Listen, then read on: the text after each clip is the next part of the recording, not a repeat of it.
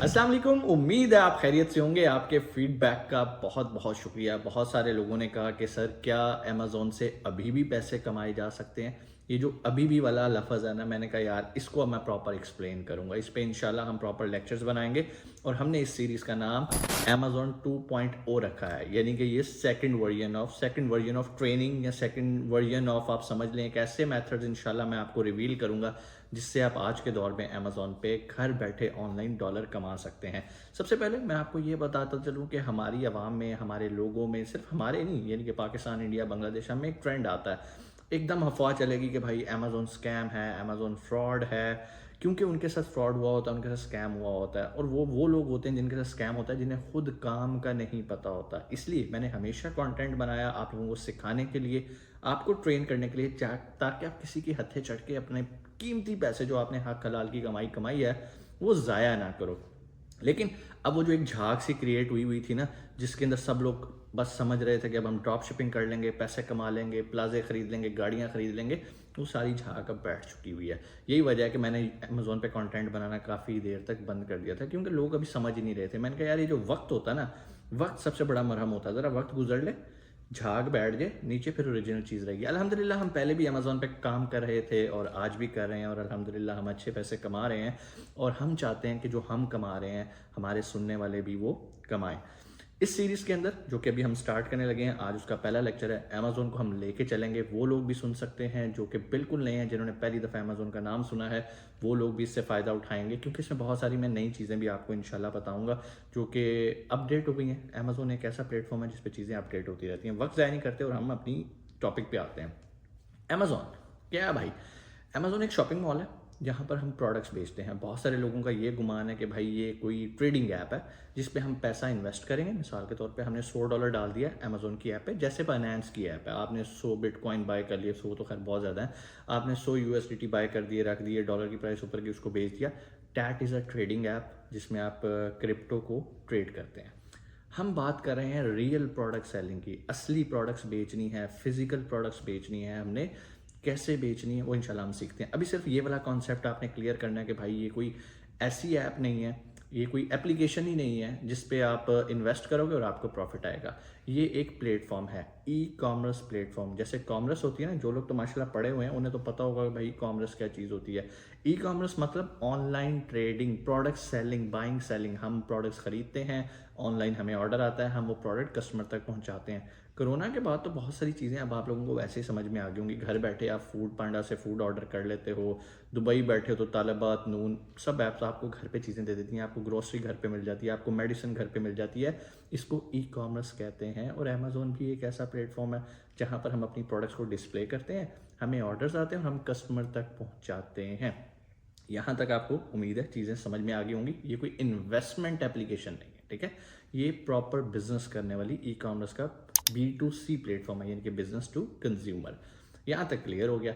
अगली बात करते हैं। बहुत सारे लोगों के सवाल आते हैं कि सर आप अमेज़ॉन FBA सिखाएं, अमेज़ॉन FBA का कोर्स करवाएं। अमेज़ॉन FBA है क्या? पहले तो ये समझ लें, क्या उसके कोर्स की कोई ज़रूरत भी है या नहीं। अभी मैंने आपको एक चीज़ बताई, हमें ऑनलाइन ऑर्डर आता है और हम कस्टमर तक उसको पहुंचाते हैं। अब मेरा ये जुमला गौर से सुनिएगा, कस्टमर तक पहुंचाना। ये जो कस्टमर तक पहुंचाने का तरीका है, इसको FBA कहते हैं या FBM कहते हैं। बेसिकली FBA FBM ये दो चीज़ें हैं, ठीक है, ये आप याद रखिएगा। FBA FBM ये दो ऐसे अल्फाज हैं जिसकी मदद से हम प्रोडक्ट कस्टमर तक पहुंचाते हैं। ये कोई बिजनेस मॉडल नहीं है, ये शिपमेंट मॉडल आप इसको कह सकते हैं, आप शिपिंग मेथड कह सकते हैं, फुलफिलमेंट मेथड कह सकते हैं। क्यों? FBA का मतलब है फुलफिलमेंट बाय अमेज़ॉन, FBM का मतलब है फुलफिलमेंट बाय मर्चेंट। ठीक हो गया?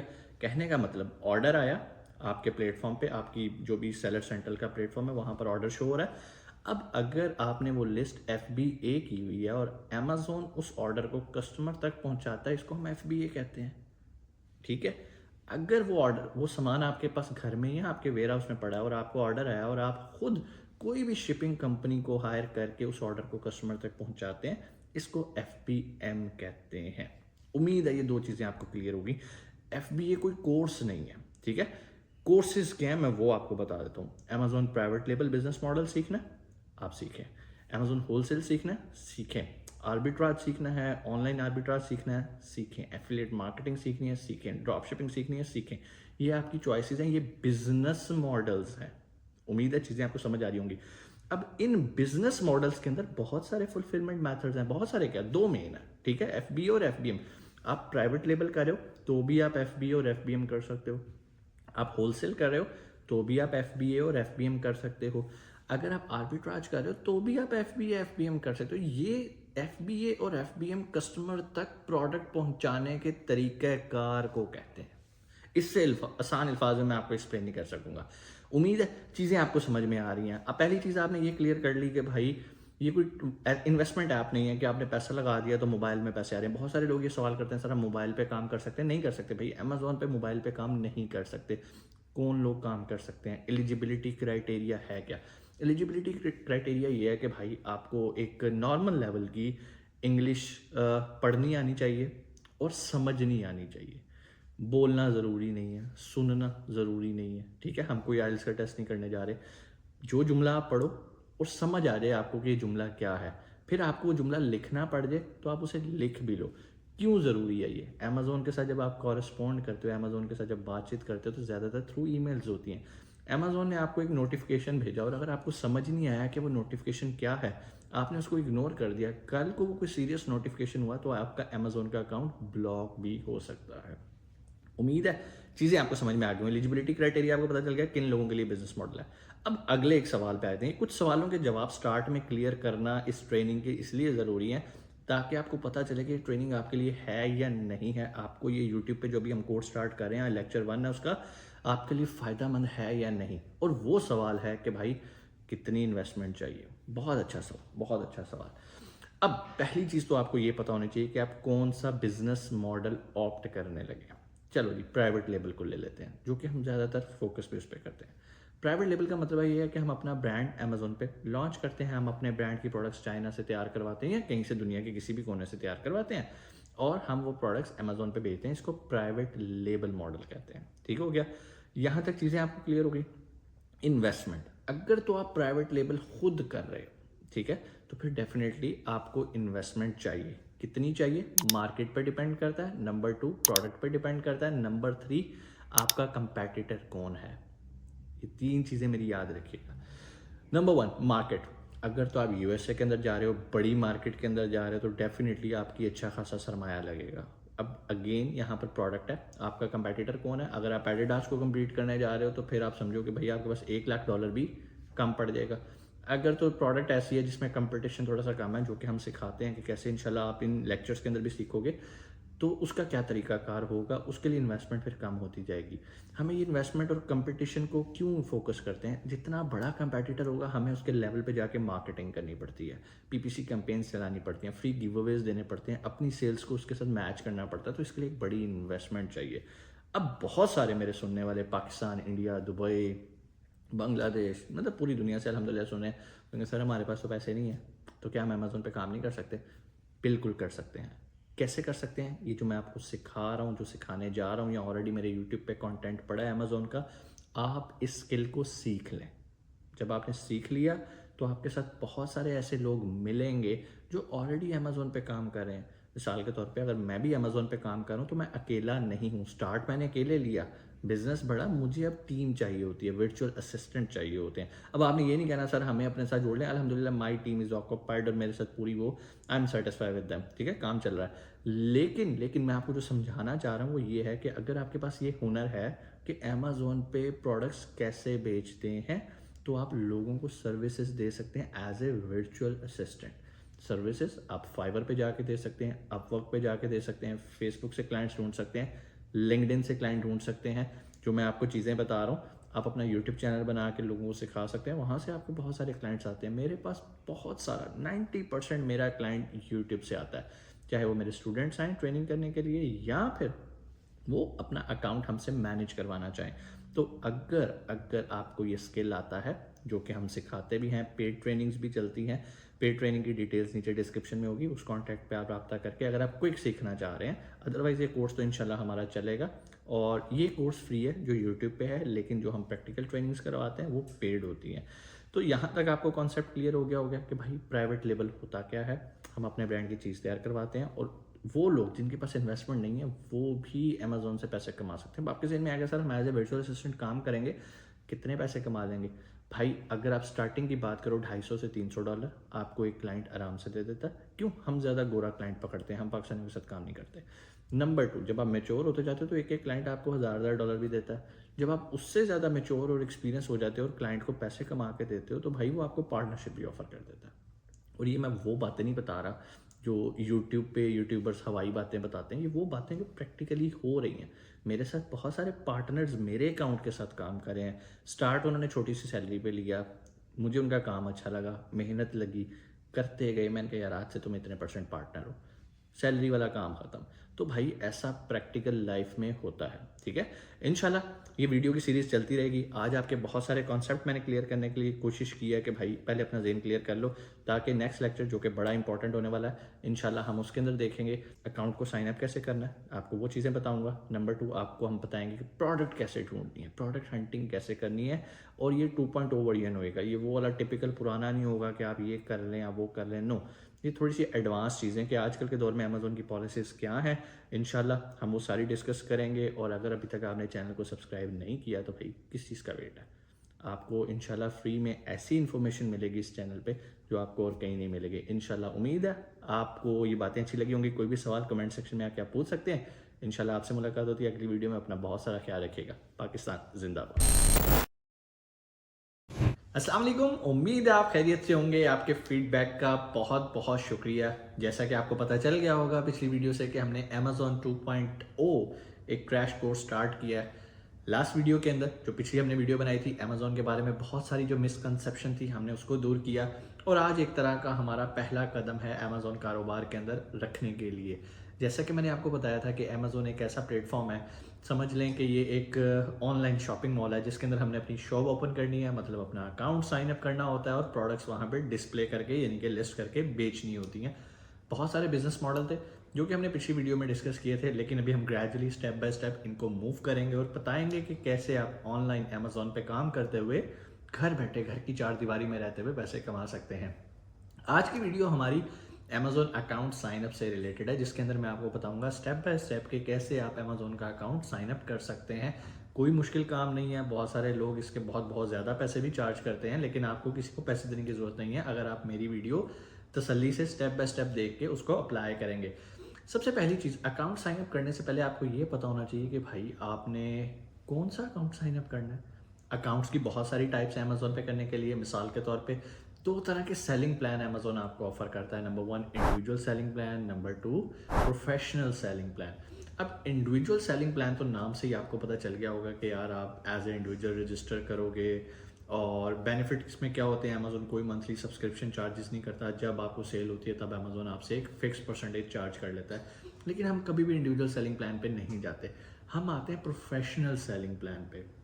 अब प्रोफेशनल सेलिंग प्लान पे जब मैं आऊँगा तो आपके ज़हन में क्वेश्चन आएगा कि सर बहुत सारे लोग तो एज ए इंडिविजुअल भी काम कर रहे हैं। तो ये आपको इसी चीज़ का जवाब मैं देने लगा हूँ। जो प्रोफेशनल सेलिंग प्लान है इसके नीचे भी 2 ब्रांचेज हैं अकाउंट की। Number 1 individual, number 2 business. इस वाले इंडिविजुअल को आपने पहले वाले इंडिविजुअल सेलिंग प्लान के साथ मिक्स नहीं करना। ये इंडिविजुअल अकाउंट है, वो इंडिविजुअल सेलिंग प्लान है। हमने इंडिविजुअल अकाउंट बनाना है या बिजनेस अकाउंट बनाना है अंडर प्रोफेशनल बिजनेस। फ़ायदा क्या है, क्यों हम प्रोफेशनल सेलिंग प्लान के अंडर ये काम करते हैं? क्योंकि इसके अंदर अमेजोन हमें अनलिमिटेड लिस्ट लगाने की, मतलब अनलिमिटेड प्रोडक्ट्स बेचने की प्रिविलेज देता है।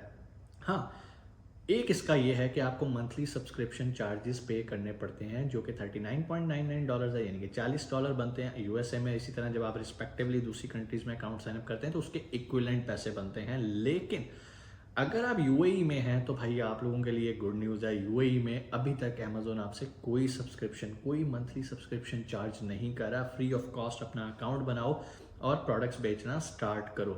यहाँ तक मैं उम्मीद करता हूँ आपको चीज़ें पता चल गई होंगी और अब आपको ये फैसला करना आसान है कि हमने प्रोफेशनल सेलिंग प्लान के अंडर इंडिविजुअल बनाना है या बिजनेस बनाना है। अब इंडिविजुअल और बिजनेस के अंदर भी थोड़ा सा मैं डिफरेंशिएट कर देता हूँ। वैसे तो बहुत सारे लोगों को पता होगा, लेकिन जिनको नहीं पता उनकी आसानी के लिए भी मैं एक्सप्लेन कर देता हूँ। नंबर 1 इंडिविजुअल सेलिंग प्लान का मतलब ये है कि ऐसा अमेजोन का अकाउंट जो आप अपनी ज़ाती तफसीलात यानी कि ज़ाती डिटेल्स पे बनाते हो। मिसाल के तौर पे मेरा नाम 𝗵𝗫𝗍𝗪 है, मैं अपना अकाउंट बनाते वक्त अपना जो नाम रखूँगा बिज़नेस नेम वो 𝗵𝗫𝗍𝗪 होएगा, क्योंकि मैं एज ए इंडिविजुअल हूँ।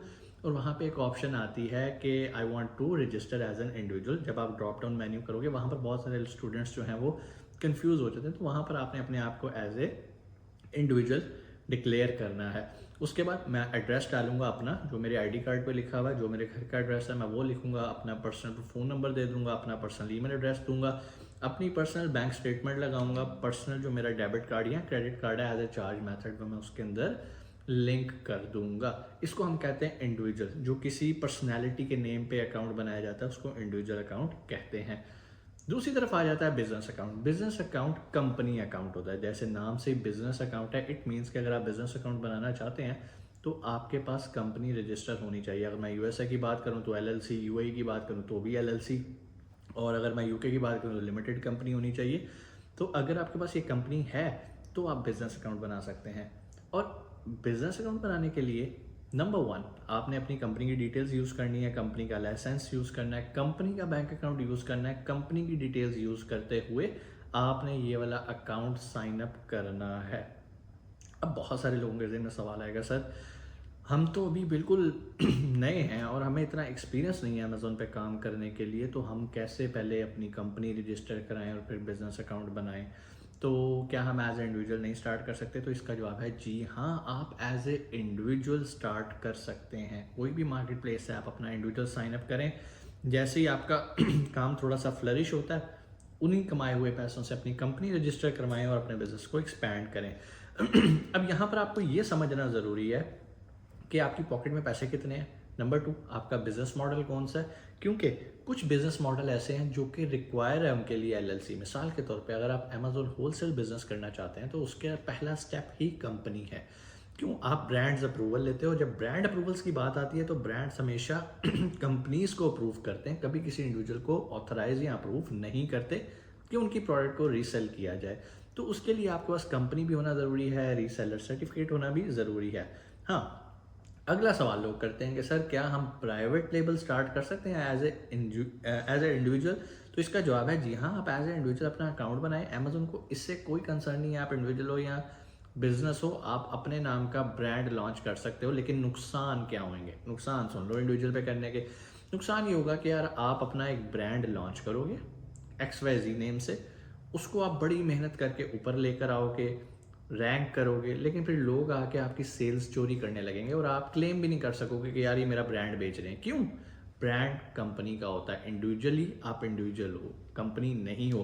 तो सबसे बड़ा नुकसान ये होता है कि यार आपकी सेल चोरी होनी शुरू हो जाती है। मेहनत करके आप पहले पेज पे लाओ अपनी लिस्ट को, कोई और आके उसके साथ चिपक के बेचना शुरू कर दे। लेकिन जो एक और बेनिफिट भी मिलता है बिजनेस के साथ, वो होता है A+ कंटेंट मैनेजर। आपने अमेज़ॉन पे बहुत सारी लिस्ट देखी होगी जिन पे वीडियो चल रही है, बहुत अच्छे ग्राफिक्स लगे होते हैं डिस्क्रिप्शंस के अंदर।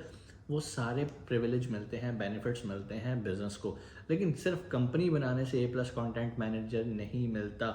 कंपनी बनाते हैं, कंपनी के बाद हम ट्रेडमार्क लेते हैं, ट्रेडमार्क लेने के बाद हम अमेज़ॉन के ऊपर ब्रांड रजिस्ट्री अप्लाई करते हैं। ब्रांड रजिस्ट्री जब हमें मिल जाती है तो फिर समझो कि हम चौधरी हैं अमेज़ॉन के ऊपर, कोई हमारे ब्रांड को कॉपी नहीं कर सकता।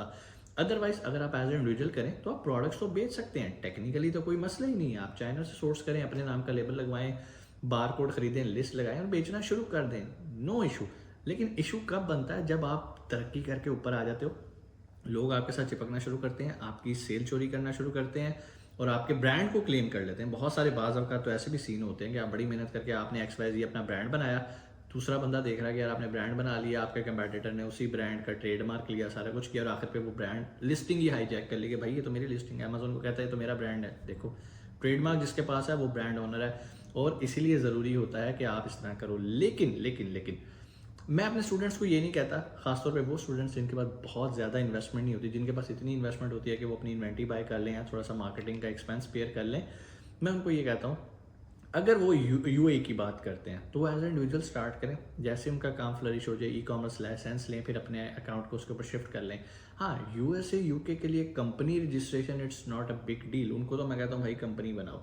हाँ, प्रॉब्लम कहाँ आती है? ट्रेडमार्क के अंदर एक टाइम टेकिंग प्रोसेस होता है, लेकिन जब काम करना है तो फिर करना है। लेकिन आपको ये बात जाननी है। बहुत सारे लोग जो ये सवाल करते हैं कि सर क्या private label as a individual account हम कर सकते हैं, तो उसका जवाब है जी हाँ, आप कर सकते हैं। नुकसान क्या है वो मैंने आपको तफसील से एक्सप्लेन कर दिए हैं। अब आते हैं अकाउंट कैसे साइन अप करना है स्टेप बाय स्टेप। अच्छा, जो मैं आपको तरीका बताने लगा हूँ, कॉपी पेंसिल पकड़ लो। दुनिया की किसी भी मार्केट के अंदर अकाउंट साइन अप करना है, इन्हीं तरीकों से करना है। अकाउंट साइन अप करने के लिए आपके पास 4 अदद चीज़ें होनी चाहिए। नंबर 1, अपना टेलीफोन नंबर। ऐसा टेलीफोन नंबर जो पहले कभी अमेजोन अकाउंट साइन अप करते हुए यूज़ नहीं हुआ। नंबर 2, आपके पास ईमेल एड्रेस होना चाहिए, और वो ईमेल एड्रेस भी कभी अमेजोन सेलिंग के लिए यूज़ नहीं होना चाहिए, कोई किसी और सेलर सेंटर पर यूज़ नहीं होना चाहिए। कोशिश करनी है कि वो यूनिक हो। उसके बाद तीसरी जो मेन चीज़ आपको चाहिए वो आपकी आइडेंटिटी है। अब आइडेंटिटी आपका CNIC हो सकता है, it can be your passport, it can be your Emirates ID, या जिस भी कंट्री में आप हो वहाँ का ड्राइविंग लाइसेंस भी हो सकता है। आपने अपनी आइडेंटिटी प्रूफ करनी होती है। उसके बाद चौथी चीज़ होती है बैंक अकाउंट। आपके पास जो बैंक अकाउंट होगा उसकी 2 चीज़ें अमेजोन आपसे रिक्वायर करेगा। नंबर 1 आपकी बैंक स्टेटमेंट, नंबर 2 उसका चार्ज मेथड। अब ये चार्ज मेथड क्या होता है अभी मैं एक्सप्लेन कर देता हूँ। पहले आपने ये चीज़ें नोट कर ली हैं कि भाई 4 चीज़ें आपको रिक्वायर हैं। Telephone number, email address, identity proof के लिए passport ID card, Emirates ID, whatever जिस कंट्री में आप कर रहे हो उसके मुताबिक, या जिस कंट्री से आप बिलोंग करते हो, इंडिया में हो, बांग्लादेश में हो, मलेशिया में हो, जहाँ से आप मेरी वीडियो सुन रहे हो, दुबई में हो तो एमिरेट्स ID लगा लेना। चौथा आपका बैंक अकाउंट। बैंक अकाउंट की 2 चीज़ें रिक्वायर हैं, बैंक स्टेटमेंट और card. It can be debit card, it can be credit card. ठीक है, ये बहुत सारे लोग कहते हैं सर हमारे पास क्रेडिट कार्ड नहीं है, टेंशन ही खत्म, डेबिट कार्ड लगा दो, कोई इशू नहीं है। यहाँ तक चीज़ें क्लियर हो गई। अब जो बैंक की चीज़ें मैं उनको थोड़ा सा एक्सप्लेन कर देता हूँ, फिर हम अगले टॉपिक की तरफ मूव करेंगे। और वो ये है कि एक होता है भाई चार्ज मेथड, एक होता है डिपॉजिट मेथड। जब आप अकाउंट साइन अप करोगे तो अमेजोन आपसे ये 2 चीज़ें पूछेगा। डिपॉजिट मेथड का मतलब ये है कि आपने अमेजोन को अपने बैंक अकाउंट की डिटेल्स देनी है। क्यों देनी है? जब आपकी प्रोडक्ट्स बिकेंगी तो अमेजोन ने पैसे कहाँ देने हैं? आपके बैंक अकाउंट में। तो आपने अपना एक बैंक अकाउंट अटैच करना है अमेजोन के साथ, उसकी डिटेल्स देनी है, टाइटल देना है, स्विफ्ट कोड देना है, IBAN नंबर देना, जो जो वो आपसे मांगेगा आपने प्रोवाइड करना है। आपका बैंक अकाउंट अटैच हो जाएगा अमेजोन के साथ एज ए डिपॉजिट मेथड। उसके बाद आ जाते हैं चार्ज मेथड। अब समटाइम्स ऐसे होता है कि आपकी सेल तो कुछ भी नहीं आ रही, लेकिन अमेजोन आपसे सब्सक्रिप्शन चार्ज कर रहा है, तो वो $40 कहाँ से चार्ज करेगा? तो आपको अपना कोई डेबिट कार्ड या क्रेडिट कार्ड अकाउंट के साथ अटैच करना है, या आप मिसाल के तौर पे कोई मार्केटिंग कर रहे हैं, PPC कैंपेन्स चला रहे हैं, एड्स चला रहे हैं अमेजोन के ऊपर, लेकिन आपकी सेल नहीं है, तो अमेजोन वो पैसे कहाँ से चार्ज करेगा? उसके लिए आपको अपना एक कार्ड अटैच करना है। सो चार्ज मेथड जिसमें अमेजोन आपसे चार्ज करता है। इन केस अगर आपके पास पैसे नहीं है, आपकी सेल इतनी नहीं हुई, सेल वाली अमाउंट नहीं पड़ी हुई, तो वो उसमें से डिडक्ट करेगा। अगर डिडक्ट नहीं हो सकते तो फिर वो आपके चार्ज मेथड में से डिडक्ट करेगा। So deposit method, charge method, everything is clear. अभी भी अगर किसी से अकाउंट नहीं माना तो इसका मतलब उसने वीडियो गौर से नहीं देखी। हाँ, अब यहाँ पर आते हैं प्रॉब्लम के पास। पहली प्रॉब्लम, सर OTP नहीं आ रहा। कोई बात नहीं, 𝗙𝗏𝗏 एक आप गूगल कर लें 𝗙𝗏𝗏 को। ये कंपनी है जो कि आपको वर्चुअल नंबर प्रोवाइड करती है। आप यहाँ बैठे UK का नंबर ले सकते हैं, USA का नंबर ले सकते हैं, और भी कंट्रीज हैं जिनके आप नंबर ले सकते हैं। तो भाई वो एक नंबर बाय कर लो 1 साल के लिए, वो मेरे ख्याल 3,3500 रुपये का मिलता है, वो बाय कर लो। अकाउंट साइन अप करते वक्त आप वो वाला टेलीफोन नंबर यूज़ करो, उस पर OTP भी आएगा और आपका अकाउंट भी वेरीफाई हो जाएगा। उसके बाद अगली प्रॉब्लम आती है, सर बैंक अकाउंट ही नहीं है। ओए, अब क्या होगा? कोई मसला ही नहीं भाई। पेयोनीर, PAYNER, पेयोनीर की वेबसाइट पे जाओ, वहाँ जाके अभी अपना जीमेल डालो, अकाउंट साइन अप करो, वो आपको डिफरेंट बैंक अकाउंट्स दे देगा। वो बैंक अकाउंट्स आप अटैच करो और अपना अकाउंट जो है वो वेरीफाई करवाओ। बैंक स्टेटमेंट, पेयोनीर ही आपको बैंक स्टेटमेंट देगा for the sake of Amazon, specially उसने कस्टमाइज किया अमेजोन के लिए। अब अगला सवाल आएगा, सर बैंक में तो पैसे नहीं है, जीरो है, तो हम क्या जीरो बैलेंस के साथ स्टेटमेंट दे दें? भाई दे दो। अमेजोन को कंसर्न क्या है? आपका जो नाम है, आपकी जो आइडेंटिटी प्रूफ पे जो नाम है, वो दोनों मैच होने चाहिए। अगर वो मैच है, आपका अकाउंट वेरीफाई हो जाएगा। लास्ट थिंग, बहुत सारे कंट्रीज के अंदर तो इसी वे से जो मैंने आपको बताया अकाउंट साइन अप हो जाता है। कुछ कंट्रीज मिसाल के तौर पे पाकिस्तान उनमें से एक आता है, जहाँ पर बाज़ अवकात वो आपसे कहता है भाई मैं तो आपको वीडियो कॉल के थ्रू वेरीफाई करूँगा, तो आपको वहाँ पर अपॉइंटमेंट बुक करनी पड़ती है। खुद ही आपके सामने सारा कुछ आ जाएगा, आपने स्टेप्स फॉलो करते जाने हैं। वो वीडियो वेरिफिकेशन आएगी, आपको अपॉइंटमेंट बुक करनी है जी, इतने बजे आपने जो है ना इसको आपने लाइव आना है, तो उतने बजे आपने भाई अपने कंप्यूटर पे बैठ जाना है, क्लिक करना है, कोशिश करना है इंटरनेट आपका स्टेबल हो। वीडियो में वो कहेंगे जी अपना कार्ड दिखाएं, जो यहाँ पासपोर्ट दिखाएं जो आपने अपलोड किया, वो दिखाओगे। वो कहेंगे स्टेटमेंट कौन सी अपलोड करी है, ओके जी, उसके बाद विद इन 72 आवर्स आपको बता देंगे आपका अकाउंट वेरीफाई हुआ है या नहीं हुआ। सिंपल प्रॉब्लम्स थे, आपको बता दिए मैंने। बैंक अकाउंट नहीं है, सोल्यूशन बता दिया, पे नहीं, ओटीपी नहीं आ रहा, वाई की यूज़ कर लो, दैट्स इट, ठीक हो गया। कोई भी सवाल कमेंट सेक्शन में आके आप पूछ सकते हो। अगली वीडियो बड़ी अहम होने वाली है भाई, दुकान तो हमने खोली, बेचना क्या है। सो नेक्स्ट वीडियो हम करेंगे प्रोडक्ट हंटिंग, और वो भी बगैर किसी टूल को यूज़ किए हुए। इंशाल्लाह आपसे मुलाकात होती है अगली वीडियो में। अपना बहुत सारा ख्याल रखिएगा। पाकिस्तान जिंदाबाद। अस्सलाम वालेकुम, उम्मीद है आप खैरियत से होंगे। आपके फीडबैक का बहुत बहुत शुक्रिया। पिछला लेक्चर हमने बनाया कितनी तरह के अमेज़ोन के अकाउंट्स होते हैं, आपके लिए कौन सा अमेज़ोन का अकाउंट बेहतरीन है, कैसे उसको साइन अप करना है और अपना बिजनेस स्टार्ट करना है। लेकिन अमेज़ोन का अकाउंट साइन अप कर लेना कोई बहुत बड़ी अचीवमेंट नहीं है। क्यों, अकाउंट तो साइन अप हो जाना है भाई। अमेज़ोन को आपने डॉक्यूमेंट्स दिया, आपका अकाउंट साइन अप हो गया, आपकी दुकान खुल गई। लेकिन उस दुकान में बेचना क्या है, ये सबसे इंपॉर्टेंट चीज़ है। और इस प्रोसेस को हम अमेज़ोन की टर्म्स में कहते हैं प्रोडक्ट हंटिंग। प्रोडक्ट हंटिंग एक ऐसे प्रोसेस का नाम है जिसके अंदर हम ऐसी प्रोडक्ट्स ढूंढते हैं जिनकी डिमांड बहुत ज़्यादा होती है, कंपटीशन बहुत कम होता है और प्रॉफिट मार्जिन बहुत अच्छा होता है। ये 3 बातें मेरी याद रखिएगा, डिमांड बहुत ज़्यादा, कंपटीशन बहुत कम और प्रॉफिट मार्जिन बहुत अच्छा। ये 3 प्रिंसिपल हम अपने पल्ले बांध लेते हैं जब भी हम प्रोडक्ट हंटिंग का प्रोसेस स्टार्ट करते हैं। बहुत सारे लोग मेरे से क्वेश्चन करते हैं कि सर हमारा सियालकोट में बिज़नेस है, हमारी इंडिया में फैक्ट्री है, हम ये प्रोडक्ट बनाते हैं, सर हम बांग्लादेश से ये चीज़ें ला के अमेज़ोन पे बेच सकते हैं। तो भाई ज़रूर बेचो, अगर वो इस प्रिंसिपल को फॉलो कर रही है। प्रिंसिपल क्या? High demand, low competition and good profit margin. जब प्रॉफिट मार्जिन की बात आती है तो मैं कहता हूँ भाई गुड कम से कम 25% से ऊपर स्टार्ट होता है। अगर आप कहो कि मैं 5% पे अमेज़ोन पे बिजनेस कर लूँ तो भाई चीज़ें तो बिक जाएंगी, लेकिन 5% इट्स नॉट अ प्रॉफिट यार। 5% के लिए तो ज़िंदगी में और बड़े कारोबार ऐसे हैं। आप फिर अमेज़ोन पे पैसे न लगाओ, आप कहीं और लगा लो। अच्छा, ये फार्मूला आपको समझ में आ गया। ये तो एक जनरल प्रिंसिपल है बिजनेस का, जो कि आप किसी भी प्रिंसिपल किसी भी बिजनेस के ऊपर ये अप्लाई करोगे ना, आप इंशाल्लाह कामयाब होगे। ज़िंदगी में कोई भी कारोबार करना हो, ऐसा कारोबार करो जिसकी डिमांड बहुत ज़्यादा हो लेकिन कर बहुत कम लोग रहे हो, तभी आप अच्छा प्रॉफिट मार्जिन निकाल सकेंगे।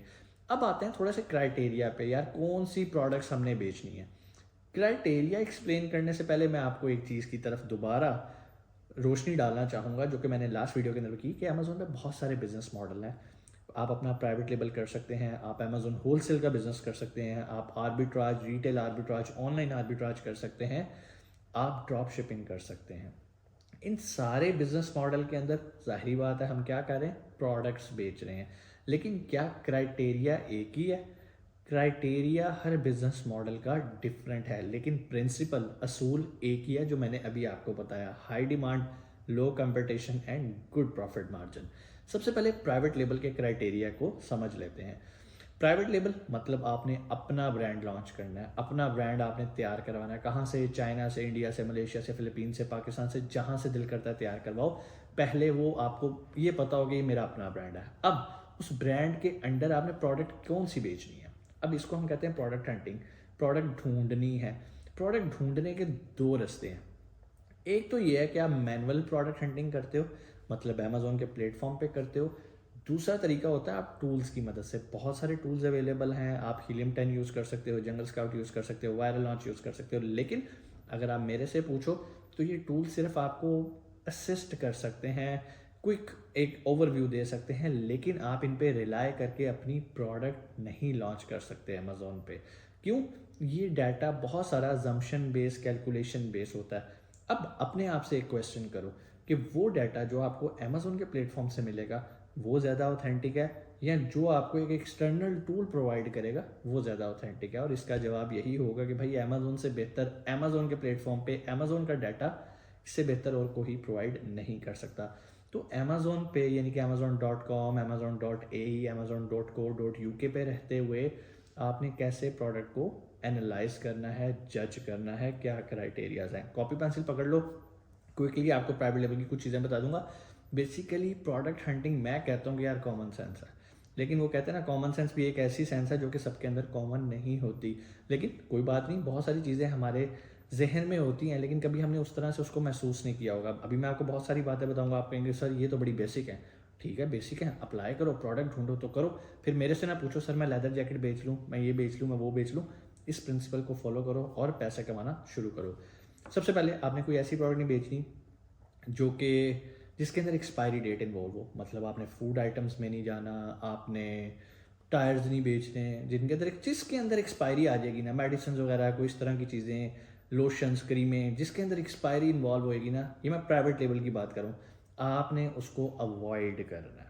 ठीक है, उसके बाद आपने कोई ऐसी चीज़ नहीं बेचनी जो कि ब्रेकेबल हो, टूट सके। आपने कोई ऐसी प्रोडक्ट नहीं बेचनी जो सीजनल हो, ट्रेंडी हो, फैशन से रिलेटेड हो। क्यों? ट्रेंड आता है चला जाता है। मिसाल के तौर पे आपने 1000 यूनिट तैयार करवाया, इन्वेंट्री आपने अमेजोन के पास भेज दी, पता चला जी इस प्रोडक्ट का ट्रेंड ही खत्म हो गया। फिर आते हैं सीजनल प्रोडक्ट पे। मिसाल के तौर पे आप लेदर जैकेट्स बेच रहे हैं, क्या कोई गर्मियों में आपसे लेदर जैकेट्स लेगा? नहीं। इसका मतलब है ये एक सीजनल प्रोडक्ट है जो सर्दियों में ही सेल होती है।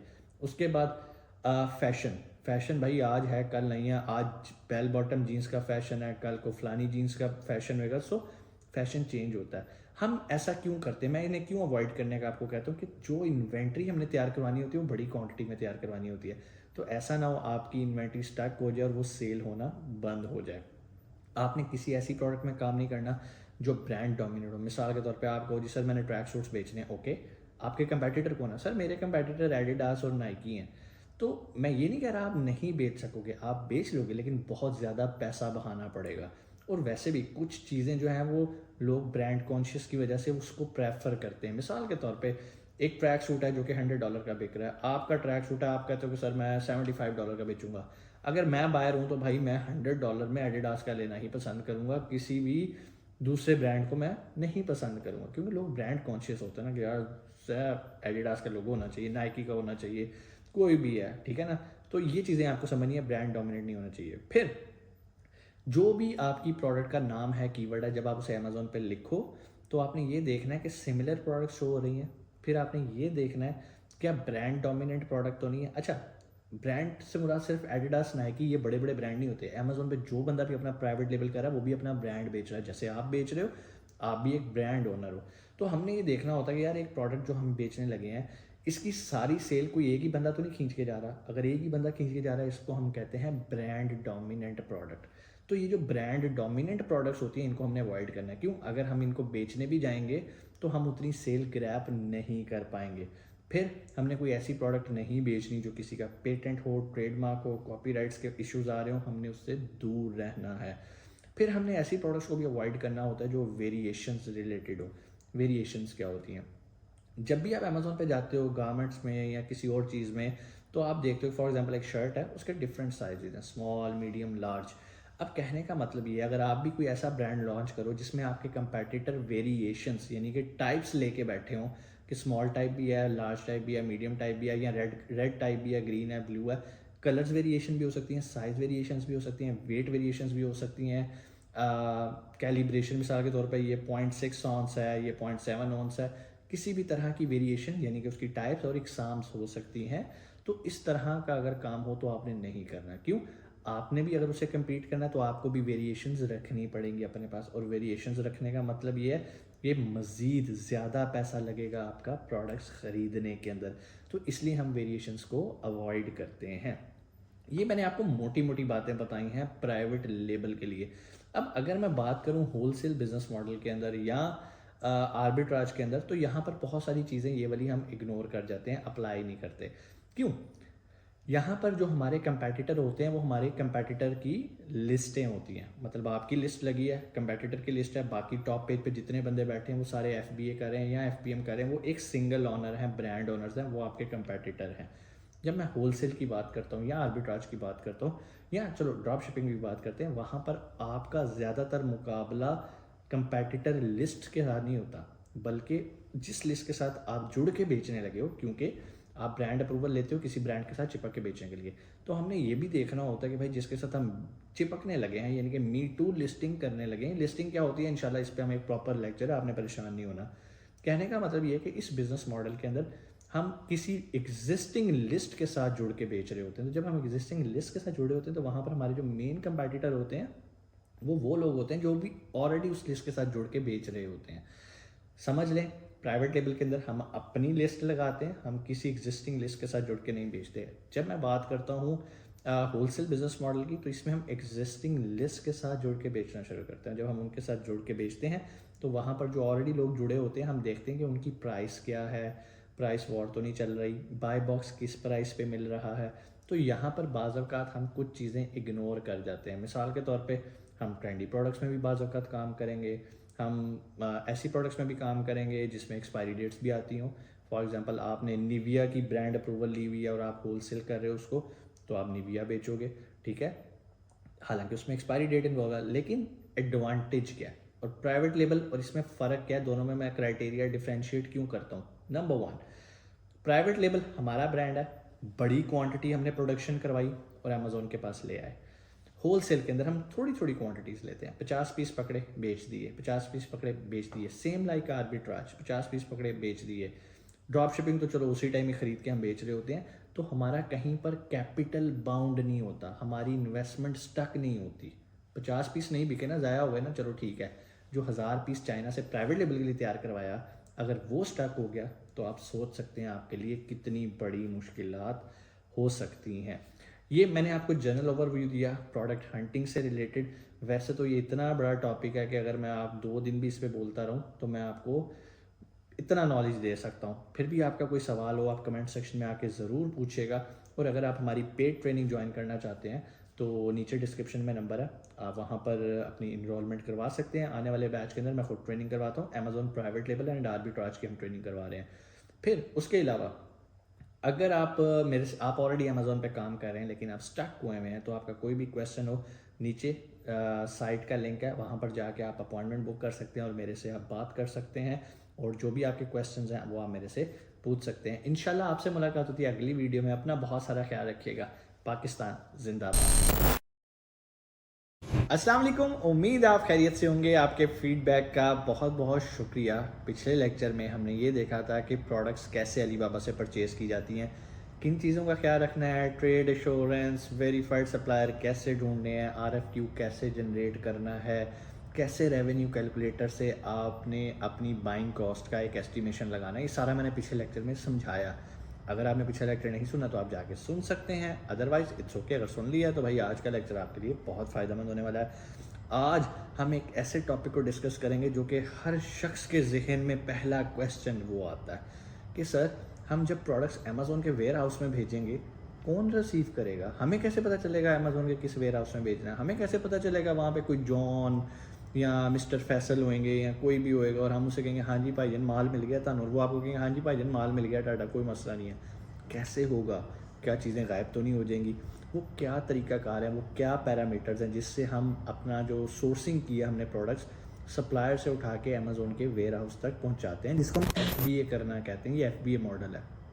अब आपकी बात बिल्कुल सही है, हमें कैसे पता चलेगा और कैसे इन्वेंट्री सप्लायर से उठा के अमेजोन के वेयर हाउस में भेजी जाती है, इसको हम कहते हैं शिपिंग प्लान बनाना।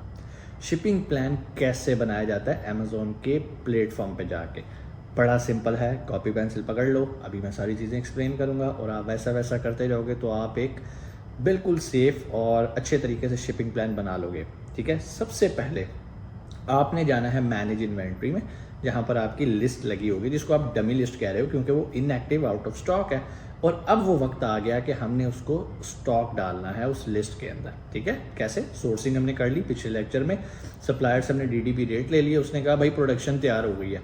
अच्छा, उसने तो कह दिया प्रोडक्शन तैयार हो गया, बगला काम कैसे हमने करना है, वो आपसे 2 चीज़ें मांगेगा जिनको कहते हैं लेबल्स। एक को कहते हैं हम बॉक्स लेबल, एक को कहते हैं प्रोडक्ट लेबल। क्या है तफसील में अभी देखते हैं, लेकिन अभी हम आ रहे हैं मैनेज इन्वेंट्री में। और जिस लिस्ट पे हमने अपनी प्रोडक्ट्स को भेजना है, हम राइट साइड पे एक एडिट का बटन आ रहा होता है, उस पर क्लिक करते हैं और वहाँ पर एक ऑप्शन आ रही होती है सेंड रिप्लेनिश इन्वेंट्री। तो अब ये जो रिप्लेनिश इन्वेंट्री की ऑप्शन है, आप जैसे ही इस पर क्लिक करेंगे आपके सामने एक परफॉर्मा खुल जाएगा। उस परफॉर्मे में सबसे पहले आपने वो एड्रेस लिखना होता है जहाँ से आप शिप करने लगे हो। अब अगर तो आप अपने घर से अमेजोन के वेयर हाउस में शिप कर रहे हो तो आप अपने घर का एड्रेस लिखोगे। चाइना के सप्लायर से शिप करवा रहे हो डायरेक्ट अमेजोन के वेयर हाउस में तो चाइनीज़ सप्लायर का एड्रेस लिखोगे, उसका कॉन्टैक्ट नंबर, उसकी सारी डिटेल्स लिखोगे। ठीक है, जहाँ से शिप होता है ना वहाँ से आपने उसकी डिटेल्स लिखनी होती हैं। फिर आपने ये नहीं लिखना कि कहाँ शिप करना है, वो अमेज़ोन अभी आपको खुद ही साइड पे बता देगा कि ये वाला वेयर हाउस है। फॉर एग्जांपल अमेरिका में, न्यूयॉर्क में ये फ़लानी जगह हमारा वेयर हाउस है। अगर मैं यूएई की बात करूँ तो वो आपको बताएगा जी ये जबल अली में है या फ़लानी जगह पे। अमेज़ोन आपको खुद ही साइड पे आपको लिखा आ रहा होगा। एक होता है शिपिंग एड्रेस और एक होता है ship to, ship from, ship to. Ship from में आपकी डिटेल्स आ रही है या आपके सप्लायर की डिटेल्स आ रही है, और शिप टू में अमेज़ोन का वेयर हाउस आ रहा होता है। आपने वो डिटेल्स कॉपी करके अपने सप्लायर को भेजनी है, भाई ये एड्रेस है। लेकिन अगर आप उसे ये नहीं भी भेजते तो ये एड्रेस इतना मैटर यहाँ पर नहीं कर रहा। आगे मूव करते हैं। अमेज़ोन आपसे पूछेगा कि आप सिंगल पैक भेजना चाह रहे हो या केस पैक प्रोडक्ट्स भेजना चाह रहे हो। सिंगल पैक का मतलब है कि एक ही कार्टन है, उसमें एक ही तरह की प्रोडक्ट्स हैं। बाज़ औक़ात ऐसा होता है कि एक ही कार्टन होता है, उसमें मल्टीपल SKUs होते हैं, मल्टीपल तरह की प्रोडक्ट्स होती हैं। उसमें रेड भी हैं, उसमें ग्रीन भी हैं, उसमें पेन भी हैं, उसमें नोटबुक्स भी हैं। मल्टीपल SKUs जहाँ आएंगे तो उसको हम इस तरह की पैकिंग को हम केस पैक कहते हैं। यहाँ तक चीज़ें आपको क्लियर होगी। मींस कि अगर तो एक ही तरह की आपके पास प्रोडक्ट्स आ रही हैं आप वो भी भेज सकते हैं। अगर मल्टीपल SKUs आप इकट्ठे भेजना चाह रहे हैं तो आप उसको भी भेज सकते हैं अमेज़ोन के वेयर हाउस में एक ही कार्टन के अंदर, ठीक है। बहुत सारे लोग कन्फ्यूज़ होते हैं, सर ये अब 2-2 पीस के लिए हमें अलग कार्टन तैयार करना पड़ेगा, तो नहीं, ठीक है, आपको ऐसा नहीं करना। यहाँ तक चीज़ें क्लियर होगी। अब आप आगे मूव करोगे तो अमेज़ोन आपसे इन्फॉर्मेशन मांगेगा। कार्टन का साइज़ क्या है, वेट क्या है, प्रोडक्ट स्मॉल है, इसको प्रिपरेशन की ज़रूरत तो नहीं है। अगर इसको प्रिपरेशन की ज़रूरत है तो इसको बबल रैप में पैक करना है। जो इन्फॉर्मेशन वो आपसे मांग रहा है आपने उसको देनी है। हाँ, एक चीज़ वो आपसे पूछेगा कि ये जो प्रोडक्ट्स आप कर रहे हो, जितनी आपने क्वांटिटियाँ मेंशन की हैं, इस पे जो प्रोडक्ट लेबल है वो कौन लगाएगा, मीन इसको प्रिपेयर कौन करेगा। अगर तो प्रिपेयर में आप मर्चेंट लिख देते हो तो ओके फाइन, इसका मतलब है कि प्रोडक्ट की लेबलिंग आपकी जिम्मेदारी है। अगर आप अमेज़ोन लिखते हो तो अमेज़ोन आपसे चार्ज करता है और वो आपने सिर्फ उसको कार्टन तैयार करके भेज देना, सिर्फ बॉक्स पे लगा के, बाकी लेबलिंग अमेज़ोन खुद करेगा। लेकिन मैं ये रिकमेंड नहीं करता कि आप अमेज़ोन से करवाओ। एक तो ये बड़ा डिले प्रोसेस हो जाता है, अमेज़ोन को जब टाइम मिलेगा उसने तब लेबल लगा के आपकी लिस्ट को एक्टिव करना, वरना वो खाली पड़ी रहेगी, ठीक है। हम क्या करते हैं, हम वहाँ पर मर्चेंट सेलेक्ट करते हैं तो नीचे एक ऑप्शन आ जाती है प्रिंट लेबल्स की। हम प्रिंट लेबल्स पे क्लिक करेंगे तो जितनी भी हमारी प्रोडक्ट्स होती हैं उन सब के लिए अमेज़ोन, फॉर एग्जांपल हम 200 यूनिट्स भेजें तो 200 लेबल्स अमेज़ोन हमें PDF फॉर्म में दे देगा। वो PDF फॉर्मेट पे जो हमारे पास फाइल आएगी वो हम भेजेंगे किसको, सप्लायर को। सप्लायर क्या करेगा, वो सारे लेबल्स प्रिंट करेगा, स्टिकर प्रिंट करेगा और हर प्रोडक्ट पे एक स्टिकर लगा देगा, बारकोड। आपने देखा होगा प्रोडक्ट्स के ऊपर अक्सर बारकोड लगे होते हैं स्टिकर वाले, तो वो इस तरह, इसको हम कहते हैं प्रोडक्ट लेबल्स। तो इस स्टेज पे हमने क्या ले लिया अमेज़ोन से, प्रोडक्ट लेबल्स। अब ये क्यों ज़रूरी हैं, जब भी इन्वेंट्री आपकी अमेज़ोन के वेयरहाउस पे जाएगी वहाँ पे स्कैनर्स लगे हैं, वो सिर्फ बारकोड स्कैन करते जाएंगे और इन्वेंट्री आपके शो होना शुरू हो जाएगी लिस्ट के साथ के, ठीक है, यहाँ पर 200 यूनिट इस लिस्ट का हमें रिसीव हो गया है। फिर वो बिकने के काबिल होती है और आपको ऑर्डर्स आ रहे होते हैं। अगर किसी प्रोडक्ट पे आप बारकोड लगाना भूल गए या आपका सप्लायर लगाना भूल गया तो अमेज़ोन उसको स्ट्रैंडेड इन्वेंट्री में डाल देगा, उसको कंसिडर नहीं करेगा सेल लेबल इन्वेंट्री के अंदर। सो मेक इट श्योर कि आपकी लेबलिंग बड़ी एक्यूरेट होनी चाहिए, ठीक है। यहाँ तक तो हो गया प्रोडक्ट लेबल। आप आगे मूव करोगे, वो आपसे बॉक्स का साइज़ पूछेगा, बॉक्स का वेट पूछेगा, वो शिपिंग कैरियर पूछेगा कि आप अमेज़ोन की शिपिंग यूज़ करना चाहते हो। अगर तो आप सेम कंट्री में हो तो आप अमेज़ोन से शिपिंग भी ले सकते हो। अगर आप चाइना से करवा रहे हो तो वहाँ पर DHL या जो भी कोरियर की सर्विसेज वहाँ अवेलेबल हों, आप वहाँ पर अदर्स में जाके उसको सिलेक्ट कर सकते हो। अगर तो आप अमेज़ोन की शिपिंग चूज़ कर रहे हो तो अमेज़ोन वहीं पे आपको बता देगा कि भाई मैं तुमसे $25 लूँगा ये काम यहाँ से लेकर अमेज़ोन के वेयरहाउस में पहुँचाने के। आप वहाँ ओके करोगे तो जो भी आपका बैलेंस ऑलरेडी अकाउंट में होता है वहाँ से वो डिडक्ट कर लेगा, और अगर वहाँ बैलेंस नहीं है तो आपने जो चार्ज मेथड लगाया था अकाउंट साइनअप करते हुए वो उसमें से डिडक्ट कर लेगा।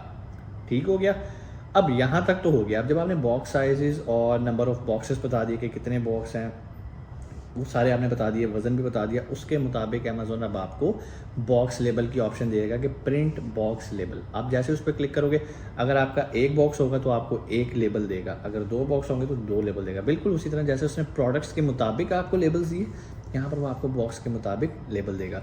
और वो लेबल सिंपल A4 पेपर पे आपने प्रिंट करने, बल्कि आपने नहीं करने, एज इट इज़ वो आपने अपने सप्लायर को दे देने हैं कि भाई ये लो बॉक्स लेबल्स आ गए, इनको बॉक्स पे लगा दो। वो सारे समझदार होते हैं, आपने सिर्फ उनको ईमेल करनी होती है कि ये भाई प्रोडक्ट लेबल्स हैं, ये बॉक्स लेबल्स हैं, उन्हें पता उन्होंने कैसे लगानी है। अब जब ये बॉक्स लेबल लग गए और प्रोडक्ट लेबल लग गए तो जब ये वो जाएंगे ना अपने उसके पास शिप करवाने के लिए कोरियर वाले के पास, तो वो ऑटोमेटिकली जब वो स्कैन करेगा ना तो उसके पास वो एड्रेस आ जाएगा कि जहाँ पर इस बॉक्स ने शिप होना है।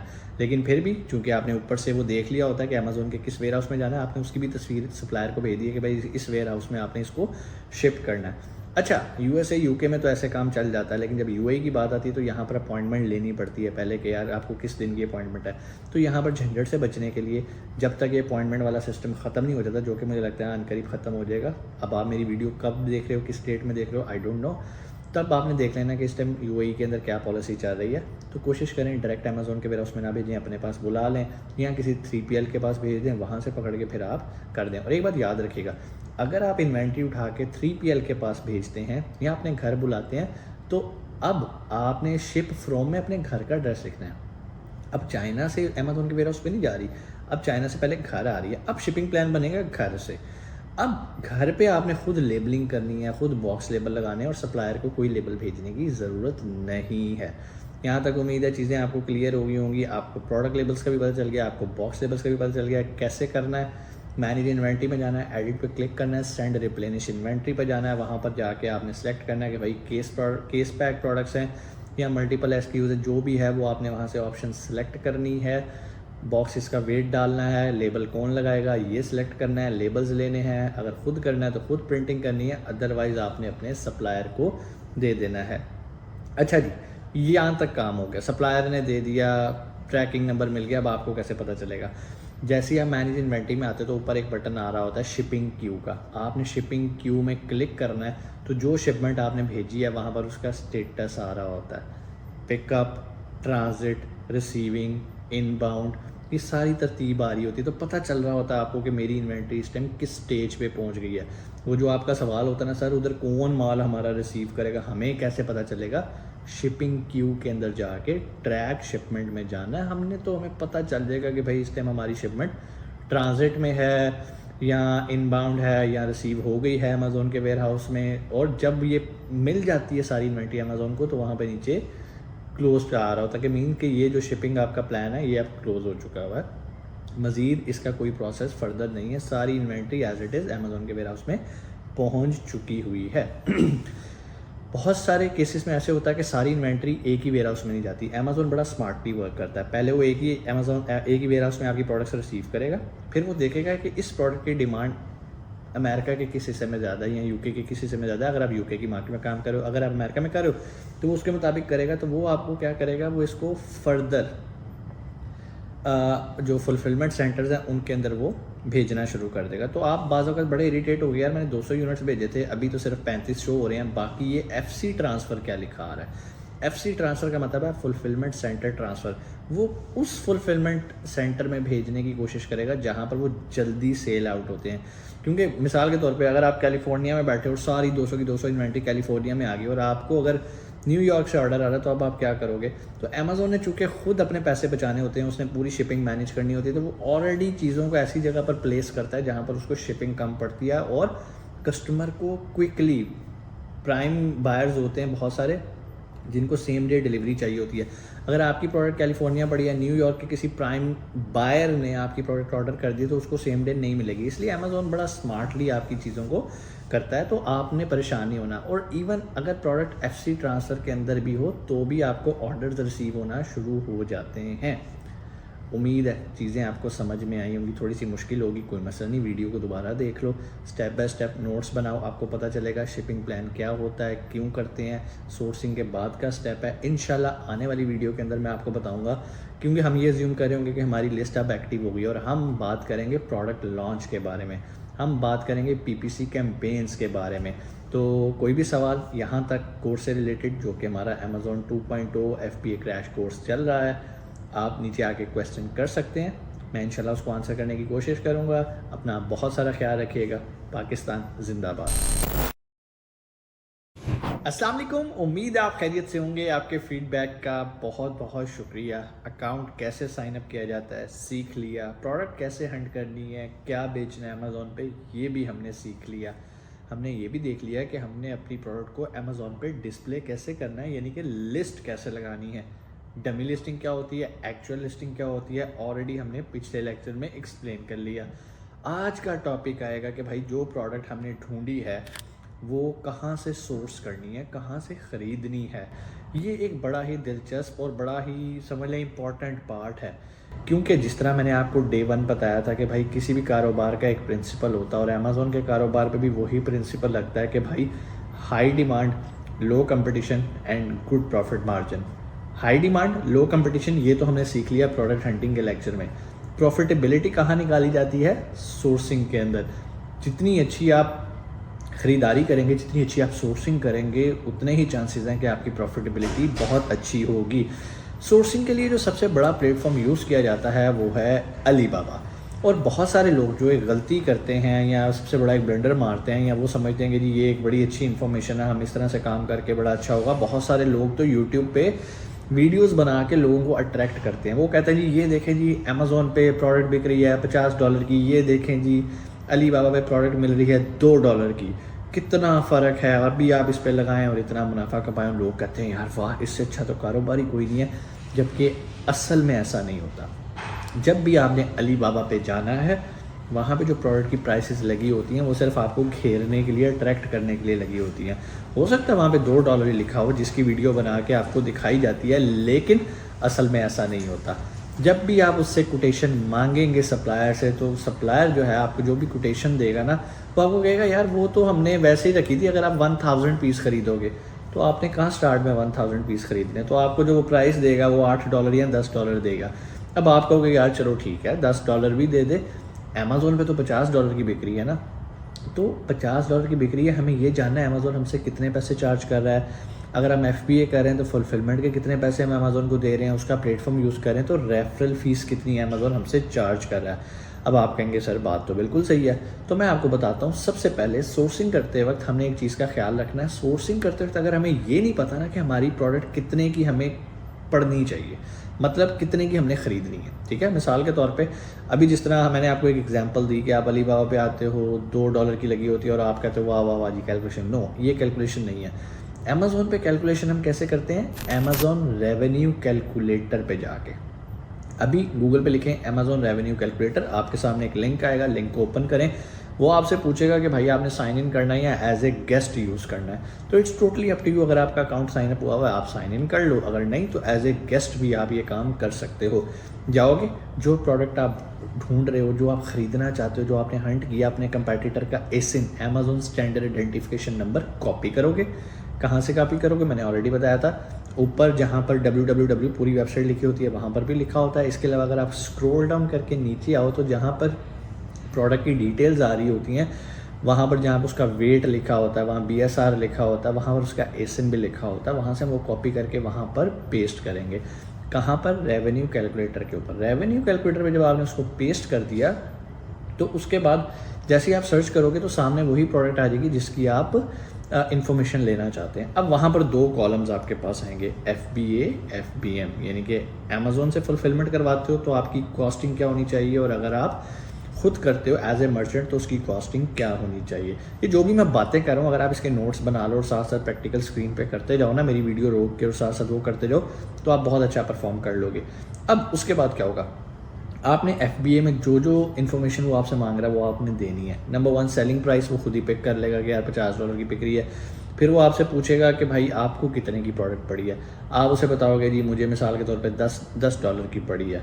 आपने वो एंटर की। वो पूछेगा कोई मिसलिनियस कॉस्ट पड़ी है, मतलब आने जाने का ट्रांसपोर्ट अगर पड़ी है तो वो डालो, कोई पैकिंग की कॉस्ट पड़ी है वो डालो, कोई बंदे सैलरी पे रखे हुए हैं वो भी मिसलिनियस में डालो, कोई आपके जो एक्सपेंसेस हैं वो सारे वहाँ डालो। तो एंड पे वो आपको बता देगा कि इस पे प्रॉफिट कितना बन रहा है। अच्छा, अब आप कहोगे कि सर हमें तो अभी प्रोडक्ट पता ही नहीं, हमने तो अभी ख़रीदी नहीं, हमें नहीं पता कि प्रोडक्ट कितने की है। उस कॉलम को खाली छोड़ दो। मिसाल के तौर पे नीचे प्रॉफिट बनता है मिसाल के तौर पे 40%। अब इसका मतलब है ये जो 40% है, हमारी जो कीमतें ख़रीद होनी चाहिए ना, वो हमने 15% के अंदर कवर करनी है। मिसाल दे देता हूँ एक छोटी सी, एक ग्राइंडर है, हर्ब ग्राइंडर, जो कि अमेज़ॉन पे $10 का बिक रहा है, और मैंने उस $10 को लिखा, करते करते करते अमेज़ॉन ने बता दिया मैं रेफरल फ़ीस ये चार्ज करूँ, ये चार्ज करूँ, ये चार्ज करूँ। पीछे उसने कह दिया जी आपका प्रॉफिट है $4।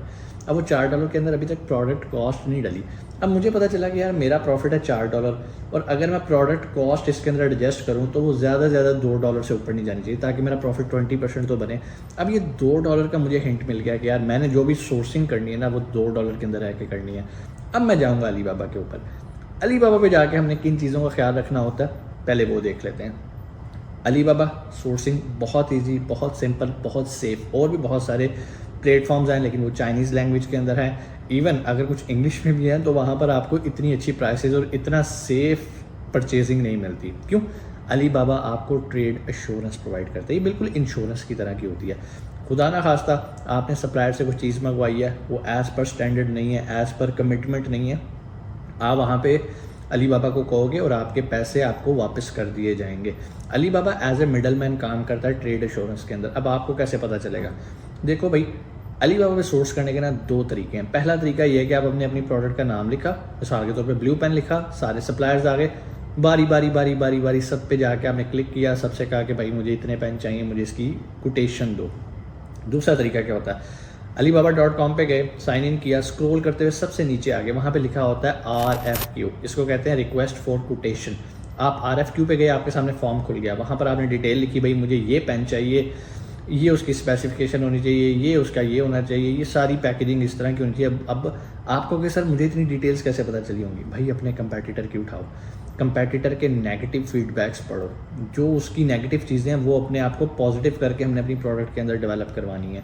तो वो सारे पॉइंट्स लिख रहे हैं कि भाई मुझे ये चाहिए, इतनी क्वांटिटी में चाहिए, प्लस वहाँ पर आपको एक और ऑप्शन भी देता है कि भाई आपको जो शिपिंग है वो किस तरह की चाहिए। लाइक आप एक्स वेयर हाउस लेना चाहते हो, एक्स फैक्ट्री लेना चाहते हो, FOB लेना चाहते हो, CNF लेना चाहते हो, बहुत सारी ऑप्शंस हैं। हम जो पिक करते हैं अमेज़ॉन की टर्म में वो होती है DDP, डिलीवरी ड्यूटी पेड, ठीक है, duty delivery paid what ever इसे आप कह लो। इसमें आपको ना कस्टम पे करना है, ना ही आपको फ्रेट पे करना है। फॉर एग्जांपल आपको प्राइस मिलती है $2 का मतलब है कि आपके डोर स्टेप पे आपको चीज़ मिलेगी, आपके वेयर हाउस के डोर स्टेप पे आपको चीज़ मिलेगी, आपके घर के जो भी आप उसे एड्रेस दोगे वहाँ पर वो आपको चीज़ मिलेगी। इसको कहते हैं DDP, ठीक है।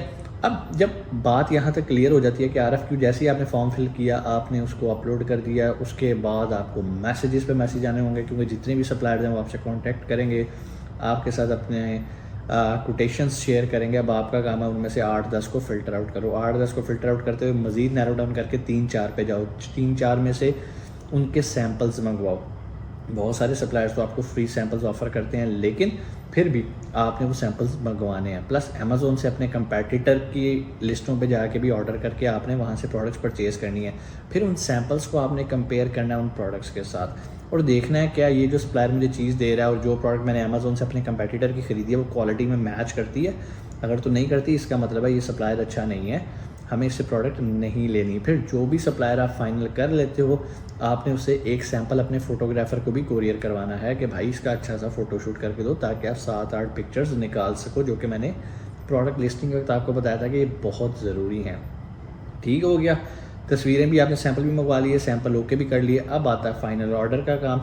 अब सप्लायर फाइनल करते वक्त आपने किन चीज़ों का ख्याल रखना है, पहले मैं वो आपको बता दूं, कॉपी पेंसिल पकड़ लो, ये बड़ी इंपॉर्टेंट बातें बताने लगूँ। नंबर 1, आपका सप्लायर वेरीफाइड होना चाहिए। वेरीफाइड का मतलब ये है कि उसे किसी थर्ड पार्टी ने वेरीफाई किया है। कोई थर्ड पार्टी, वो SGS भी हो सकती है, SGS का नाम आपने सुना होगा, एक थर्ड पार्टी इंस्पेक्शन कंपनी है। तो वेरीफाइड का मतलब ये है कि ये जो भी कंपनी ये प्रोडक्ट बेच रही है ये हवा में एग्जिस्ट नहीं करती, किसी ने इसको जाके इसकी प्रेमिसेस भी वेरीफाई की हैं, इसकी सर्टिफिकेशंस भी वेरीफाई की हैं, इसके स्टाफ को भी वेरीफाई किया और ये वेरीफाई किया कि जो प्रोडक्ट ये बेच रहा है ये इस काबिल है बेचने के लिए। प्लस वो आपको ये भी बताएगा कि लास्ट टाइम इस सप्लायर ने कहाँ कहाँ एक्सपोर्ट किया। बहुत सारे लोग एम बस बोंगियाँ छोड़ देते हैं कि भाई मैंने अमेरिका भी एक्सपोर्ट किया है, UAE भी किया है। ये जो थर्ड पार्टी ने ये उसे वेरीफाई करती है, क्या वाकई किया। कैसे वेरीफाई करती है? वो जाती है, उनकी टीम के अकाउंट्स वगैरह सारा कुछ, ये वेरीफाइड सप्लायर्स होते हैं। जब भी ज़िंदगी में बाय करना है वेरीफाइड सप्लायर से बाय करना है, किसी और से नहीं करना। सेकंड, आपने देखना है क्या ट्रेड एश्योरेंस दे रहा है ये सप्लायर। ट्रेड एश्योरेंस का मतलब ये है कि अगर कोई भी चीज़ आप जब पेमेंट करोगे तो पेमेंट आपकी जाएगी अलीबाबा के पास, अलीबाबा उसको सेंटर में एज ए मिडल मैन अपने पास सिक्योर रखेगा। जब प्रोडक्ट्स आपके पास पहुँच जाएंगी और आप उसे ओके कर दोगे तो फिर वो पेमेंट उठाएगा, सप्लायर को दे देगा। तब तक अमेज़ोन अलीबाबा बीच में एज ए गारंटर बैठा हुआ है, अगरचे थोड़े से वो उसके अपने चार्जेस भी होते हैं, लेकिन आपको टेंशन नहीं होती कि भाई कोई मसला नहीं है। आपने ब्लू पेन मंगवाया था, वो ब्लू आया या रेड आया या ग्रीन आया, रेड ग्रीन आया वापस कर दो उसको, यार मुझे नहीं चाहिए, मैंने तो मंगवाया तुमसे ब्लू था। अब आप डायरेक्ट अगर आप और सप्लायर हुए हों, याद रखिएगा कभी उसके साथ वी चैट पर जाके बात नहीं करनी, कभी उसके साथ क्यू पे आके नीचे बात नहीं करनी, व्हाट्सएप पे नहीं उसे लेकर आना, क्यों? वो फिर स्कैम्स होंगे आपके साथ और आप किसी को पकड़ नहीं सकोगे। अलीबाबा के प्लेटफॉर्म पे रहते हुए आपने ये सारा काम करना है ताकि कोई भी आपको स्कैम ना कर सके। सो वेरीफाइड सप्लायर, ट्रेड एश्योरेंस और थर्ड चीज़ उसकी रेटिंग। वहाँ पे डायमंड्स बने आ रहे होते हैं, जैसे अमेज़ॉन पे स्टार्स बने आ रहे होते हैं, अलीबाबा पे डायमंड्स बने आ रहे होते हैं, जिसके जितने ज़्यादा डायमंड्स हैं इसका मतलब है उसका परफॉर्मेंस इंडेक्स बहुत अच्छा है। इन चीज़ों का अगर आप ख्याल रखेंगे तो इंशाल्लाह आप अच्छी सोर्सिंग कर सकेंगे। बता दिया आपको कि सैम्पल्स कैसे तैयार करवाना है, RFQ कैसे बनाना है, ये चीज़ें। और इन सबसे भी पहले जो बड़ी इंपॉर्टेंट चीज़ थी वो रेवेन्यू कैलकुलेटर को अंडरस्टैंड करना कि हमें कितने की प्रोडक्ट ख़रीदनी है। कोई भी सवाल कमेंट सेक्शन में आके आप पूछ सकते हैं। इंशाल्लाह आपसे मुलाकात होती है अगली वीडियो में। अपना बहुत सारा ख्याल रखिएगा। पाकिस्तान जिंदाबाद। अस्सलाम वालेकुम, उम्मीद आप खैरियत से होंगे। आपके फीडबैक का बहुत बहुत शुक्रिया। पिछले लेक्चर में हमने ये देखा था कि प्रोडक्ट्स कैसे अलीबाबा से परचेज़ की जाती हैं, किन चीज़ों का ख्याल रखना है, ट्रेड एश्योरेंस, वेरीफाइड सप्लायर कैसे ढूंढने हैं, RFQ कैसे जनरेट करना है, कैसे रेवेन्यू कैलकुलेटर से आपने अपनी बाइंग कॉस्ट का एक एस्टिमेशन लगाना है। ये सारा मैंने पिछले लेक्चर में समझाया। अगर आपने पिछला लेक्चर नहीं सुना तो आप जाके सुन सकते हैं, अदरवाइज इट्स ओके। अगर सुन लिया तो भाई आज का लेक्चर आपके लिए बहुत फ़ायदेमंद होने वाला है। आज हम एक ऐसे टॉपिक को डिस्कस करेंगे जो कि हर शख्स के जहन में पहला क्वेश्चन वो आता है कि सर हम जब प्रोडक्ट्स अमेज़ोन के वेयर हाउस में भेजेंगे कौन रिसीव करेगा? हमें कैसे पता चलेगा अमेज़ोन के किस वेयर हाउस में भेजना है? हमें कैसे पता चलेगा वहाँ पे कोई जॉन या मिस्टर फैसल होंगे या कोई भी होएगा और हम उसे कहेंगे हाँ जी भाईजान माल मिल गया था, और वो आपको कहेंगे हाँ जी भाईजान माल मिल गया टाटा, कोई मसला नहीं है। कैसे होगा? क्या चीज़ें गायब तो नहीं हो जाएंगी? वो क्या तरीक़ाकार है, वो क्या पैरामीटर्स हैं जिससे हम अपना जो सोर्सिंग किया हमने प्रोडक्ट्स सप्लायर से उठा के अमेज़ोन के वेयर हाउस तक पहुँचाते हैं, जिसको हम FBA करना कहते हैं। ये FBA मॉडल है। अब आपकी बात बिल्कुल सही है, हमें कैसे पता चलेगा और कैसे इन्वेंट्री सप्लायर से उठा के अमेज़ोन के वेयर हाउस में भेजी जाती है, इसको हम कहते हैं शिपिंग प्लान बनाना। शिपिंग प्लान कैसे बनाया जाता है अमेज़ोन के प्लेटफॉर्म पे जाके? बड़ा सिंपल है, कॉपी पेंसिल पकड़ लो, अभी मैं सारी चीज़ें एक्सप्लेन करूँगा और आप वैसा वैसा करते जाओगे तो आप एक बिल्कुल सेफ़ और अच्छे तरीके से शिपिंग प्लान बना लोगे। ठीक है, सबसे पहले आपने जाना है मैनेज इन्वेंट्री में, जहाँ पर आपकी लिस्ट लगी होगी, जिसको आप डमी लिस्ट कह रहे हो क्योंकि वो इनएक्टिव आउट ऑफ स्टॉक है। और अब वो वक्त आ गया कि हमने उसको स्टॉक डालना है उस लिस्ट के अंदर। ठीक है, कैसे? सोर्सिंग हमने कर ली पिछले लेक्चर में, सप्लायर से हमने DDP रेट ले लिया, उसने कहा भाई प्रोडक्शन तैयार हो गई है। अच्छा, उसने तो कह दिया प्रोडक्शन तैयार हो गया, बगला काम कैसे हमने करना है? वो आपसे दो चीज़ें मांगेगा जिनको कहते हैं लेबल्स। एक को कहते हैं हम बॉक्स लेबल, एक को कहते हैं प्रोडक्ट लेबल। क्या है तफसील में अभी देखते हैं, लेकिन अभी हम आ रहे हैं मैनेज इन्वेंट्री में। और जिस लिस्ट पे हमने अपनी प्रोडक्ट्स को भेजना है, हम राइट साइड पे एक एडिट का बटन आ रहा होता है, उस पर क्लिक करते हैं और वहाँ पर एक ऑप्शन आ रही होती है सेंड रिप्लेनिश इन्वेंट्री। तो अब ये जो रिप्लेनिश इन्वेंट्री की ऑप्शन है, आप जैसे ही इस पर क्लिक करेंगे आपके सामने एक परफॉर्मा खुल जाएगा। उस परफॉर्मे में सबसे पहले आपने वो एड्रेस लिखना होता है जहाँ से आप शिप करने लगे हो। अब अगर तो आप अपने घर से अमेज़ोन के वेयर हाउस में शिप कर रहे हो तो आप अपने घर का एड्रेस लिखोगे। चाइना के सप्लायर से शिप करवा रहे हो डायरेक्ट अमेज़ोन के वेयर हाउस में तो चाइनीज़ सप्लायर का एड्रेस लिखोगे, उसका कॉन्टैक्ट नंबर, उसकी सारी डिटेल्स लिखोगे। ठीक है, जहाँ से शिप होता है ना वहाँ से आपने उसकी डिटेल्स लिखनी होती हैं। फिर आपने ये नहीं लिखना कि कहाँ शिप करना है, वो अमेज़ोन अभी आपको खुद ही साइड पे बता देगा कि ये वाला वेयर हाउस है। फॉर एग्जांपल अमेरिका में, न्यूयॉर्क में ये फ़लानी जगह हमारा वेयर हाउस है। अगर मैं UAE की बात करूँ तो वो आपको बताएगा जी ये जबल अली में है या फ़लानी जगह पे। अमेज़ोन आपको खुद ही साइड पे आपको लिखा आ रहा होगा। एक होता है शिपिंग एड्रेस और एक होता है ship to, ship from, ship to. Ship from में आपकी डिटेल्स आ रही है या आपके सप्लायर की डिटेल्स आ रही है और शिप टू में अमेज़ोन का वेयर हाउस आ रहा होता है। आपने वो डिटेल्स कॉपी करके अपने सप्लायर को भेजनी है, भाई ये एड्रेस है। लेकिन अगर आप उसे ये नहीं भी भेजते तो ये एड्रेस इतना मैटर यहाँ पर नहीं कर रहा। आगे मूव करते हैं। अमेज़ोन आपसे पूछेगा कि आप सिंगल पैक भेजना चाह रहे हो या केस पैक प्रोडक्ट्स भेजना चाह रहे हो। सिंगल पैक का मतलब है कि एक ही कार्टन है, उसमें एक ही तरह की प्रोडक्ट्स हैं। बाज़ औक़ात ऐसा होता है कि एक ही कार्टन होता है, उसमें मल्टीपल SKUs होते हैं, मल्टीपल तरह की प्रोडक्ट्स होती हैं, उसमें रेड भी हैं, उसमें ग्रीन भी हैं, उसमें पेन भी हैं, उसमें नोटबुक्स भी हैं, मल्टीपल SKUs जहाँ आएंगे तो उसको हम इस तरह की पैकिंग को हम केस पैक कहते हैं। यहाँ तक चीज़ें आपको क्लियर होगी। मीन्स कि अगर तो एक ही तरह की आपके पास प्रोडक्ट्स आ रही हैं आप वो भी भेज सकते हैं, अगर मल्टीपल SKUs आप इकट्ठे भेजना चाह रहे हैं तो आप उसको भी भेज सकते हैं अमेज़ॉन के वेयर हाउस में एक ही कार्टन के अंदर, ठीक है। बहुत सारे लोग कन्फ्यूज होते हैं, सर ये अब 2-2 पीस के लिए हमें अलग कार्टन तैयार करना पड़ेगा, तो नहीं, ठीक है, आपको ऐसा नहीं करना। यहाँ तक चीज़ें क्लियर होगी। अब आप आगे मूव करोगे तो अमेज़ॉन आपसे इन्फॉर्मेशन मांगेगा, कार्टन का साइज़ क्या है, वेट क्या है, प्रोडक्ट स्मॉल है, इसको प्रिपरेशन की ज़रूरत तो नहीं है, अगर इसको प्रिपरेशन की ज़रूरत है तो इसको बबल रैप में पैक करना है। जो इन्फॉर्मेशन वो आपसे मांग रहा है आपने उसको देनी है। हाँ, एक चीज़ वो आपसे पूछेगा कि ये जो प्रोडक्ट्स आप कर रहे हो, जितनी आपने क्वांटिटियाँ मेंशन की हैं, इस पे जो प्रोडक्ट लेबल है वो कौन लगाएगा, मीन इसको प्रिपेयर कौन करेगा। अगर तो प्रिपेयर में आप मर्चेंट लिख देते हो तो ओके फाइन, इसका मतलब है कि प्रोडक्ट की लेबलिंग आपकी जिम्मेदारी है। अगर आप अमेज़ॉन लिखते हो तो अमेज़ॉन आपसे चार्ज करता है और वो आपने सिर्फ उसको कार्टन तैयार करके भेज देना, सिर्फ बॉक्स पे लगा के, बाकी लेबलिंग अमेज़ॉन खुद करेगा। लेकिन मैं ये रिकमेंड नहीं करता कि आप अमेज़ॉन से करवाओ। एक तो ये बड़ा डिले प्रोसेस हो जाता है, अमेज़ॉन को जब टाइम मिलेगा उसने तब लेबल लगा के आपकी लिस्ट को एक्टिव करना, वरना वो खाली पड़ी रहेगी, ठीक है। हम क्या करते हैं, हम वहाँ पर मर्चेंट सेलेक्ट करते हैं तो नीचे एक ऑप्शन आ जाती है प्रिंट लेबल्स की।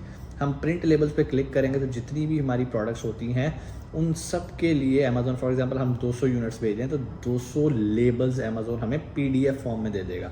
वो PDF फॉर्मेट पे जो हमारे पास फाइल आएगी वो हम भेजेंगे किसको, सप्लायर को। सप्लायर क्या करेगा, वो सारे लेबल्स प्रिंट करेगा, स्टिकर प्रिंट करेगा और हर प्रोडक्ट पे एक स्टिकर लगा देगा, बार कोड। आपने देखा होगा प्रोडक्ट्स के ऊपर अक्सर बार कोड लगे होते हैं स्टिकर वाले, तो वो इस तरह, इसको हम कहते हैं प्रोडक्ट लेबल्स। तो इस स्टेज पे हमने क्या ले लिया अमेज़ॉन से, प्रोडक्ट लेबल्स।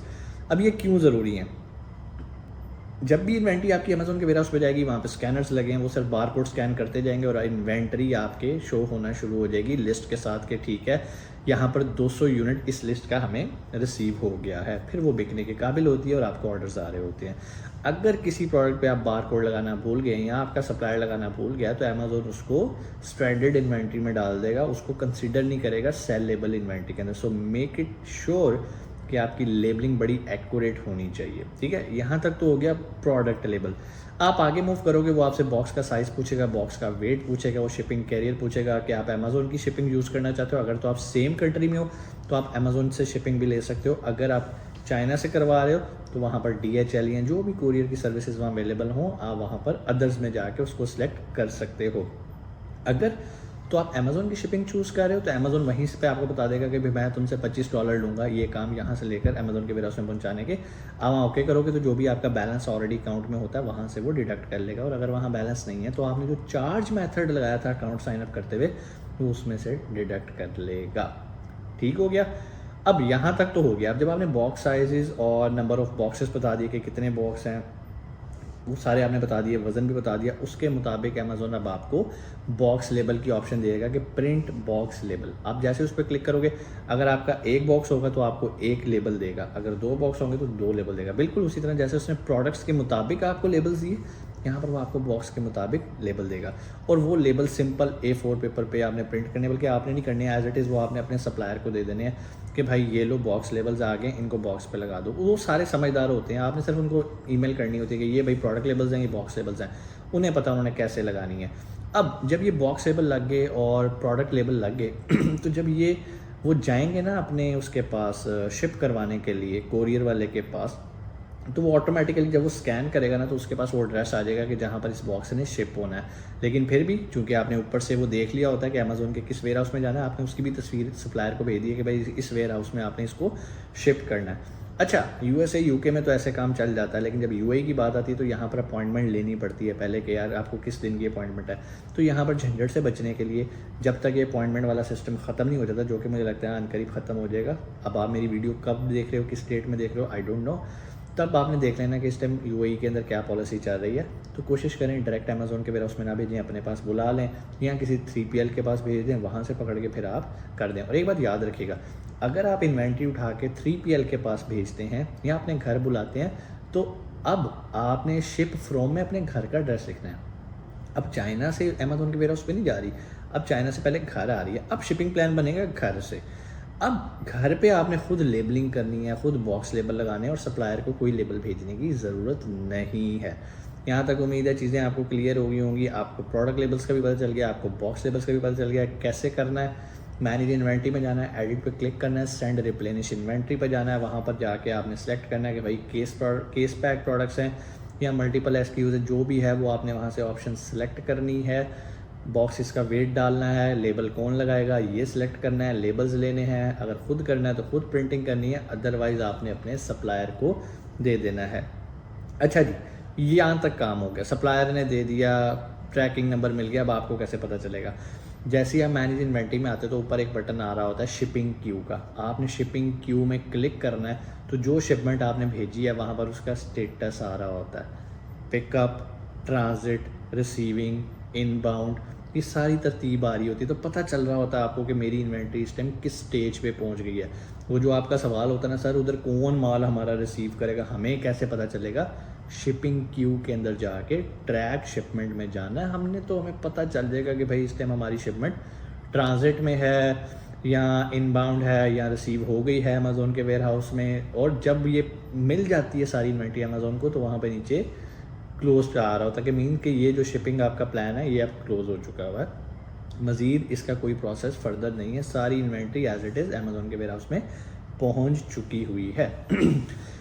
बहुत सारे केसेस में ऐसे होता है कि सारी इन्वेंट्री एक ही वेयर हाउस में नहीं जाती। अमेज़ोन बड़ा स्मार्टली वर्क करता है। पहले वो एक ही वेयर हाउस में आपकी प्रोडक्ट्स रिसीव करेगा, फिर वो देखेगा कि इस प्रोडक्ट की डिमांड अमेरिका के किस हिस्से में ज़्यादा है या यूके के किस हिस्से में ज़्यादा है। अगर आप यूके की मार्केट में काम कर रहे हो, अगर आप अमेरिका में कर रहे हो, तो वो उसके मुताबिक करेगा। तो वो आपको क्या करेगा, वो इसको फर्दर जो फुलफिलमेंट सेंटर्स हैं उनके अंदर वो भेजना शुरू कर देगा। तो आप बाज़ वक़्त बड़े इरिटेट हो गए, यार मैंने 200 यूनिट्स भेजे थे, अभी तो सिर्फ 35 शो हो रहे हैं, बाकी ये FC ट्रांसफ़र क्या लिखा आ रहा है? FC ट्रांसफ़र का मतलब है फुलफिलमेंट सेंटर ट्रांसफ़र। वो उस फुलफिलमेंट सेंटर में भेजने की कोशिश करेगा जहाँ पर वो जल्दी सेल आउट होते हैं। क्योंकि मिसाल के तौर पे अगर आप कैलिफोर्निया में बैठे हो, सारी 200 की 200 इन्वेंट्री कैलिफोर्निया में आ गई और आपको अगर न्यूयॉर्क से ऑर्डर आ रहा है, तो अब आप क्या करोगे?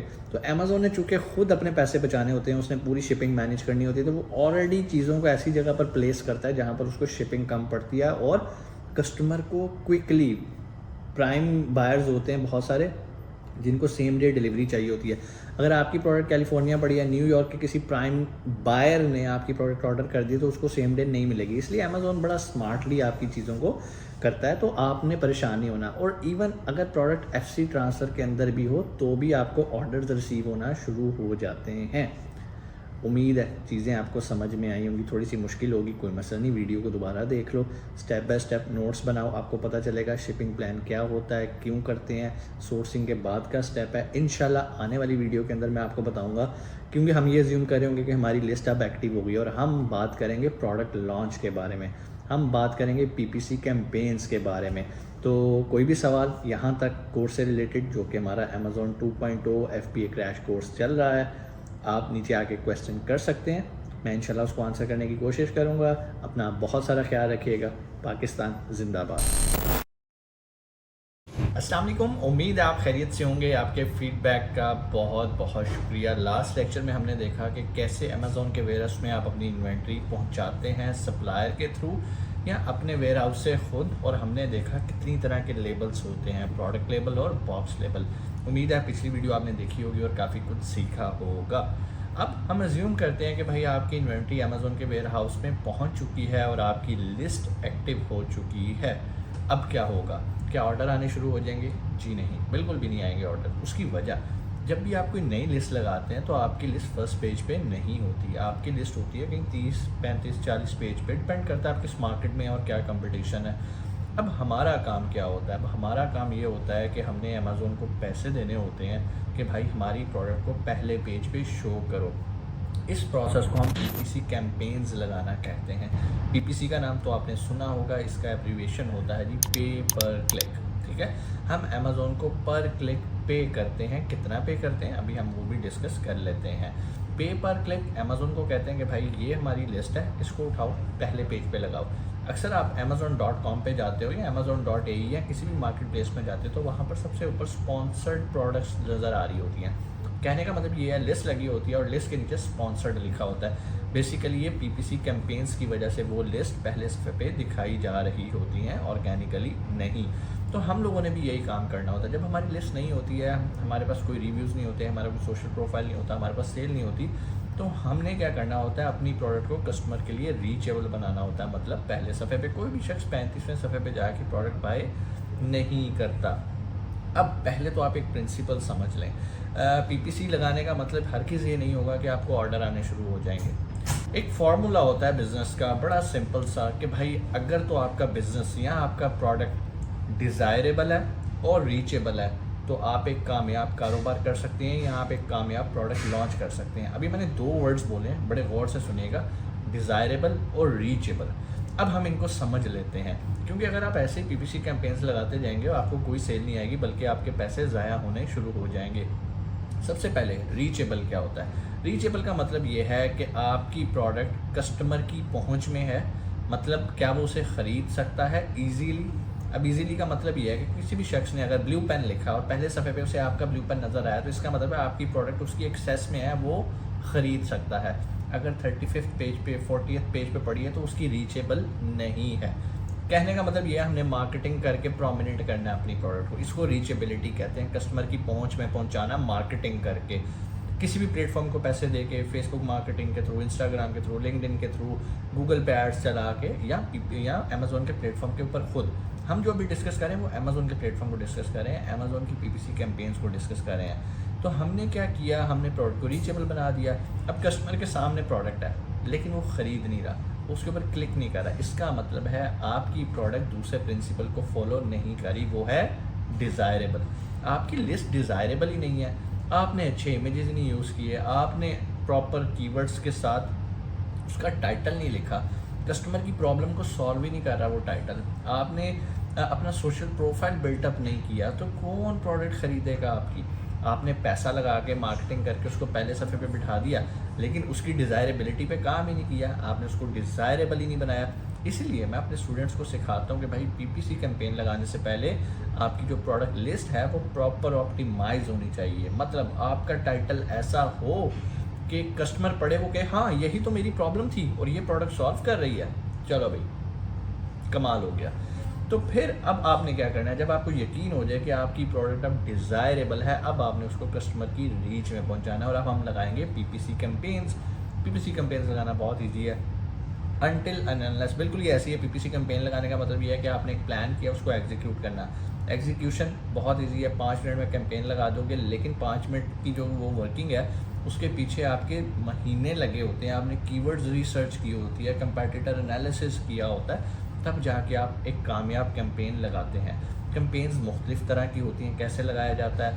आप मेन्यू बार में जाते हैं, सेलर सेंटर में लेफ्ट साइड पे जो 3 बार्स नज़र आ रही होती हैं, नीचे एडवर्टाइजिंग में आते हैं, वहाँ और भी आपके पास ऑप्शन आ रही होती हैं, कूपन्स, प्रमोशन, इंशाल्लाह उनको भी हम किसी वीडियो में डिस्कस करेंगे। लेकिन आज हम पीपीसी को डिस्कस कर रहे हैं। तो वहाँ पे कैंपेन मैनेजर की ऑप्शन आ रही होती है, आप उसे क्लिक करेंगे एक नई विंडो खुल जाएगी। तो वहाँ पर एक बटन आ रहा होता है क्रिएट अ कैंपेन, आप क्रिएट अ कैंपेन पे क्लिक करेंगे, वो कैंपेन का नाम पूछेगा, मुख्तलिफ आपसे पूछेगा किस एसन पे लगानी है, जिसको आप एडवर्टाइज़ करना चाह रहे हैं उसको सेलेक्ट करें। फिर वो आपसे बिड पूछेगा कि आप कितनी बिड लगाना चाह रहे हैं। लाइक बिड का मतलब क्या होता है कि अगर कोई शख्स आपके ऐड पे क्लिक करे तो आप अमेज़ोन को कितने पैसे देंगे। वहाँ पे कुछ रिकमेंडेड वैल्यू लिखी आ रही होती है, आप चाहें तो वो भी रख सकते हैं, या अगर आपने रिसर्च की है तो आप उसके मुताबिक भी अपनी बिड वैल्यू रख सकते हैं कि कंपैटिटर क्या पे कर रहा है। तो यहाँ तक तो आपको समझ में आ गया कि बिड वैल्यू क्या। अब आप कहें ना जगह लिमिटेड है यार, पहले सफ़े पे तो सिर्फ आप ही तो कैंपेन्स नहीं चला रहे, हर बंदा ही कैंपेन्स चला रहा है। तो यही वजह है कि अमेज़ोन उसको पहले सफ़े पे रखता है जिसकी बिड वैल्यू अच्छी होती है।